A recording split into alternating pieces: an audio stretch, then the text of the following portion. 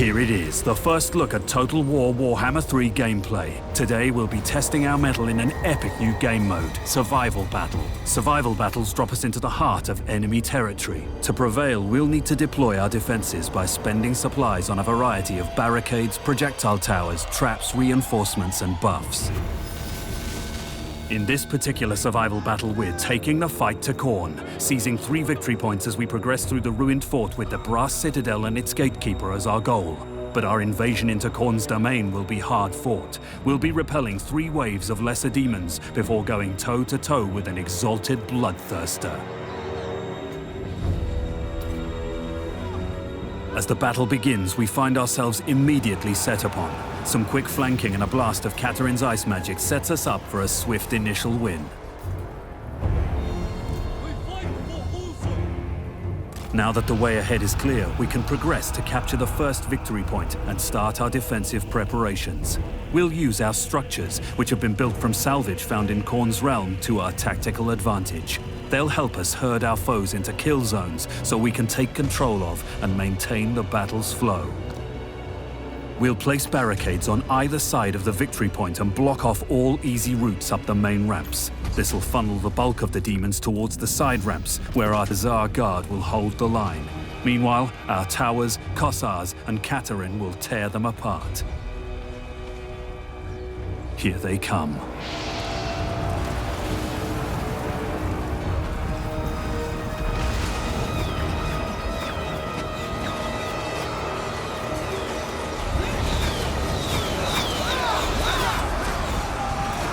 Katarin uses her Law of Ice to quickly slide between engagements.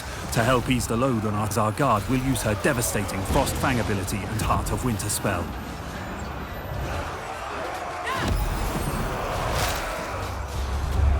Against such insurmountable odds, our warriors are sure to tire and take losses.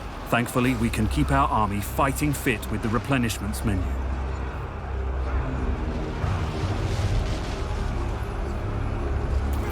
Likewise, we can dramatically improve a unit's performance with the Upgrades menu, where we'll buff weapons, armor, and other essential items. But that won't be enough to take us to the Brass Citadel. We'll need to call fresh troops into the slaughter with the Recruitment menu.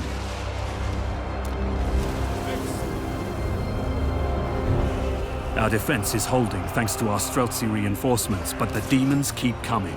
Our goal lies beyond the first victory point, and we need to press onwards. With the bulk of the enemy in one convenient narrow corridor, a decisive charge from our winged lancers should put a swift end to their assault.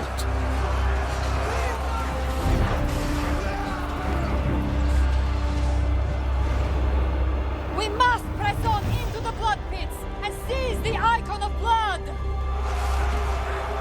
We've survived the first wave and can press our invasion deeper into enemy territory.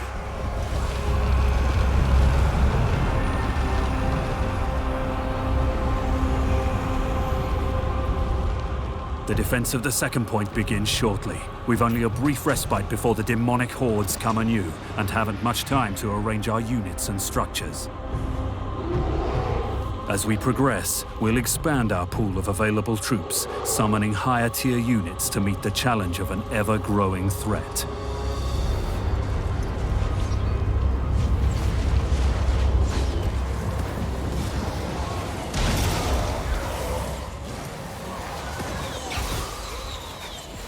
With healing and buffing abilities, and a bear mount to briskly carry him between units in need, the Patriarch is a strong addition to our forces. Many a Chaos slave has fallen to Little Grom's ancient and roaring fusillades. Fighting alongside it stokes pride into the hearts of all Kislevites. And rightfully so.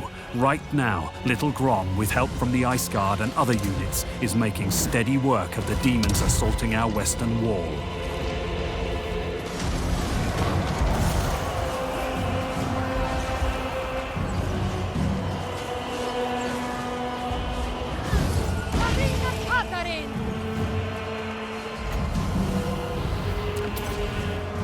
But where our western defense is prevailing, our eastern flanks are in danger of being overrun. A second artillery unit should help even the odds.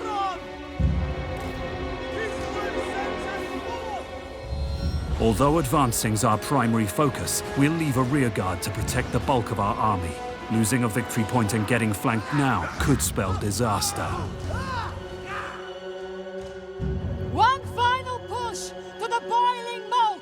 We must seize the icon of torment and tempt Khorne's gatekeeper from his lair!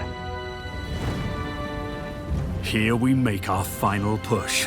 Tired and bloodied from our march into chaos, we face two waves of demons, bolstered with heroes, cavalry, artillery, and the Gatekeeper himself. Now is the time to rain the full force of Ursun's wrath down upon our foes, and do our best to survive.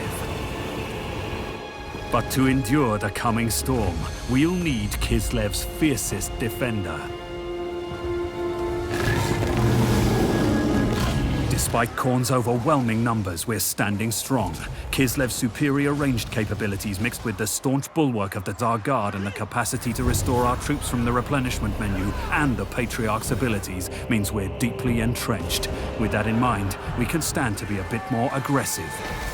With so many demons packed together tightly, Katarin's Frostfang ability and her other offensive spells prove ruinous.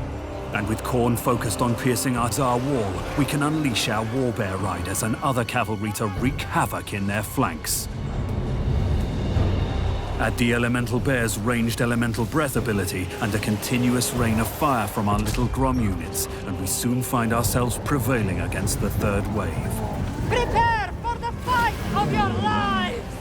Here he is, the Gatekeeper, an exalted bloodthirster. This greater demon of Khorne is war, brutality, and murder incarnate. No mortal man could hope to stand against one and survive. Thankfully, we have a giant ice bear.